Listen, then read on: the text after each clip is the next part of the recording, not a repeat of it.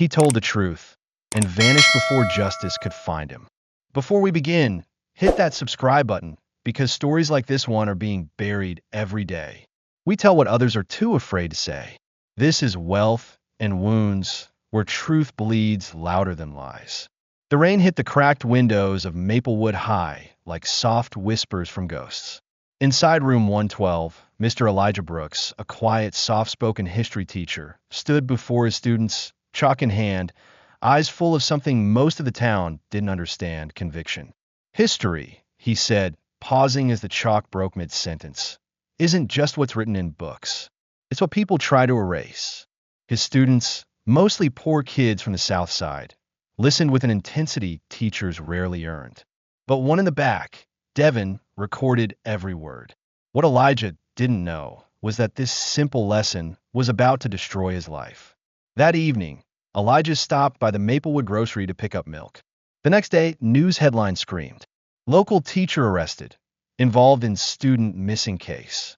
When the police burst into his classroom, the entire school froze. Mr. Brooks, you're under arrest for questioning in connection with the disappearance of a student, Devin Carter.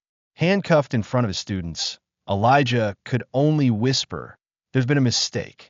But behind those words was a storm, because Elijah had been warned 2 weeks earlier to stop teaching sensitive history. Devin had been the only one brave enough to help him collect proof of what the school board was hiding: falsified funding reports and racial bias in expulsion rates. Now, Devin was gone, and Elijah was the scapegoat. The courtroom smelled like old wood and fear. The prosecutor, Daniel Reeves, was a rising political star, smooth, ambitious, and eager for headlines. "Ladies and gentlemen of the jury," he said, pacing confidently, "the evidence is clear. The defendant, Elijah Brooks, manipulated a student. He used his authority to silence anyone who disagreed." Elijah's lawyer, a tired public defender, whispered, "Don't speak unless I tell you." But Elijah couldn't stay silent. "Your Honor, I've been a teacher for 15 years. That boy was my student, my responsibility. I didn't hurt him. I tried to help him." The gallery murmured. Devin's mother wept silently in the back row. When the jury left for deliberation, Elijah's wife, Maria, touched his hand. "You told the truth, Eli. That's what matters." But in America's small towns, truth often comes last. It took them 52 minutes. The foreman stood up, eyes averted. "We, the jury, find the defendant guilty," Maria screamed. Elijah fell to his knees. But the judge didn't seem surprised. Daniel Reeves smiled faintly, the kind of smile that says career secured. As Elijah was led away, his eyes met Devin's empty chair in the courtroom gallery. And then, out of nowhere, the back door opened. A voice echoed through the hall. He didn't do it. It was Devin, alive, shaking, terrified. "Tell them what you told me," Elijah whispered. Devin looked at the judge. "Mr. Brooks didn't hurt me. I ran because I was scared. The principal and Mr. Reeves told me to say he threatened me. They said they'd get my mom fired if I didn't." The courtroom exploded in noise. Cameras flashed. The judge slammed his gavel. "Order." But truth spreads fast, faster than lies sometimes. That night, local news aired the footage. The next morning, the school board denied everything. Still, Elijah was released, not exonerated. Freedom came with a cost. His career was gone, his reputation burned, and Devin was taken into state custody. If you're still watching, don't scroll. This story isn't over. Truth costs everything, and Elijah Brooks was about to pay again. Subscribe to Wealth and Wounds, because silence protects power. 2 years later, Elijah lived quietly in a small rented house outside the county.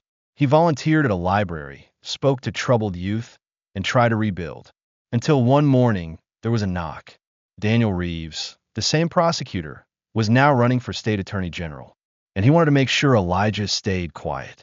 "You're not going to write that book," Reeves warned, his smile cold. "The past is done." Elijah looked up. The truth isn't done.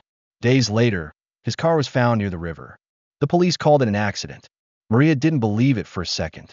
In her grief, she found a folder in his study, the Devin files. 1 week after Elijah's funeral, Maria went to the courthouse to submit the documents. She never made it home. Security footage showed her entering the building. None showed her leaving. The file vanished too. Daniel Reeves won his election in a landslide. 10 years passed. A new teacher at Maplewood High found an envelope hidden behind a loose brick in the classroom wall. Inside, a flash drive and a note.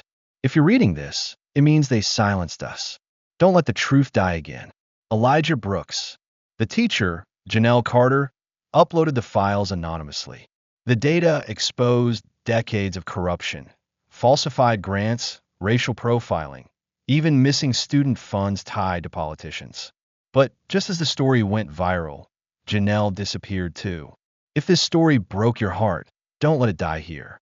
Like, comment, share, and subscribe to Wealth and Wounds, where we speak for the silenced.